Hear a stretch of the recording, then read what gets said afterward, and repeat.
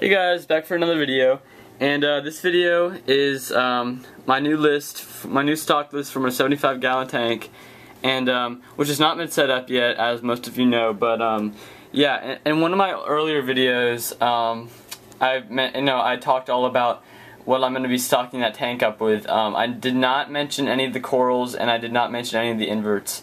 And also the list of fish I will be adding has changed quite a bit also. I mean, not too much, but I have added some fish, and I've also taken off some fish off of that list. Now let's start out with the butterfly. In my first video, if you haven't seen that video, that's fine, but in my first video, I told you I would be adding a fox face rabbit fish to that tank. I decided against that. I'm actually going to be getting a long-nosed butterfly instead. I've really just always preferred the long-nosed butterfly fish, and I just prefer that fish to the fox face. Also, I know most of you may think that all butterflies are absolutely not reef safe, and I definitely can agree with you on the most part for most butterfly fish, but the long-nosed butterfly has been known to stay away from corals, especially when well fed, so we'll see how that turns out, and I will be making the video on that butterfly after I add my corals, and that way I can be talking about if I think he's safe to be in a reef tank or not. Now, next fish is a flame angel. I'm still getting that one, and also because there's so much controversy over keeping dwarf angels in general, but especially the flame angel with corals, I will be adding that aspect to my video. So, I'll probably be showing a video of when I get my flame angel, but don't be expecting a how-to video soon after that, because I will be making the how-to flame angel after I add the corals. That way I can add that huge deal breaker into the video, because a lot of people want to know, what's your experience with the flame angel? Did he touch corals? Did he not touch corals?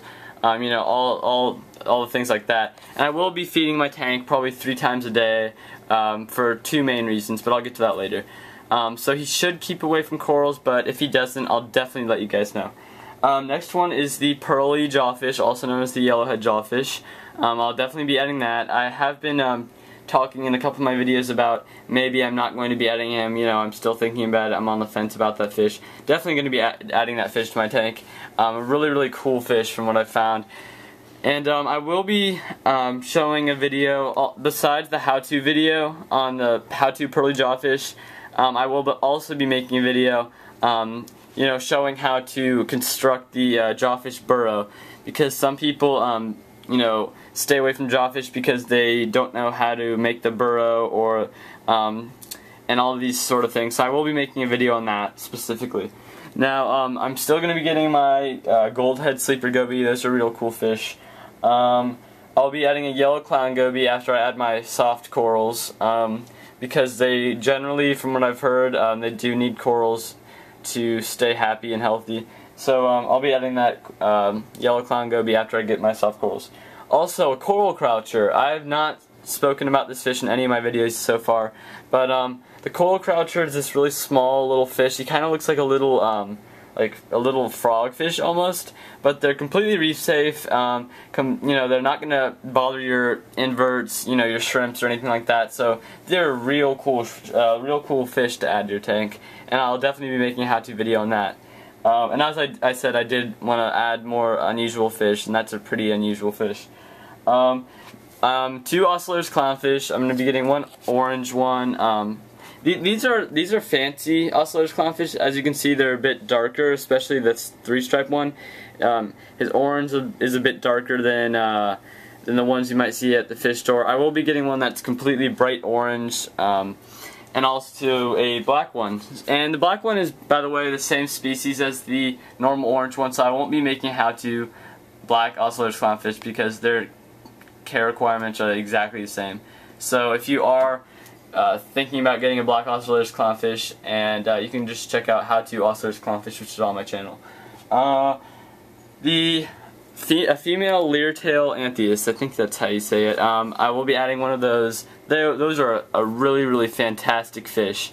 I actually do prefer the color of the females to the males, and I know that many people say that if you keep a female that's alone, or you keep a female with another female or whatever, one will morph into a male. I'll be definitely adding that aspect into my how-to leader-tail Anthias. I'll be adding, you know, if she does start to morph into a male, I'll let you guys know. I promise you that.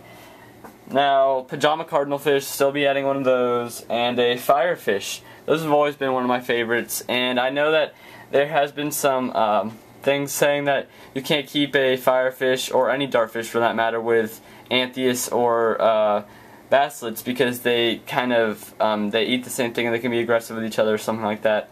I'm not really too sure, but I will be adding that in my how-to firefish.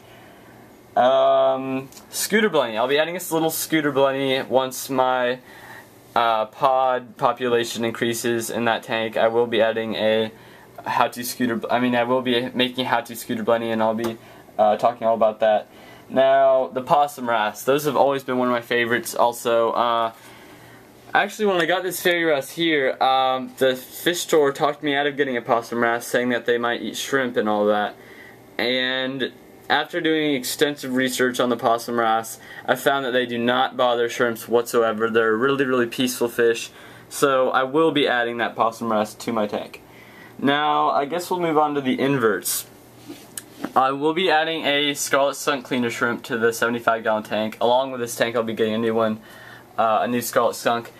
Those are a real cool shrimp. As you can see in my older videos, you can see him just walking around the tank. They are really, really cool. Also, a blood red fire shrimp. Those are also a cleaner shrimp. Those are really, really cool. Also, a little bit more expensive, but I will be adding one of those. By the way, I'll be making how-to videos on all these inverts. You know, how to blood red fire shrimp, how to Maxima clam, because I will be getting a Maxima clam. I will be adding a group of peppermint shrimps, and also a Peterson shrimp. If those of you who don't know what a Peterson shrimp is, they're kind of like a little small bluish purplish cleaner shrimp. So I'll definitely be adding one of those. This is a real cool shrimp. I saw one of those on Diver's Den. I've seen them there a couple times on liveaquaria.com. So I'll definitely be adding one of those if I come across one at my fish store or online at a reliable website. Now let's move on to the corals. I will be adding a lot of corals, mainly soft corals, but a few LPS too. And oh, I completely forgot. One of the inverts I'll be adding is a rose bubble tip anemone. Yes, I will be adding an anemone to that tank, and I'm really looking forward to that. So definitely watch out for a how-to bubble tip anemone, because those are obviously a really, really cool thing to have in your tank. Anemones in general are very, very fascinating creatures. Now, anyway, the corals, mainly soft, a few LPS. Now, I'll be getting some zoanthids. I'll be getting tons of zoanthids.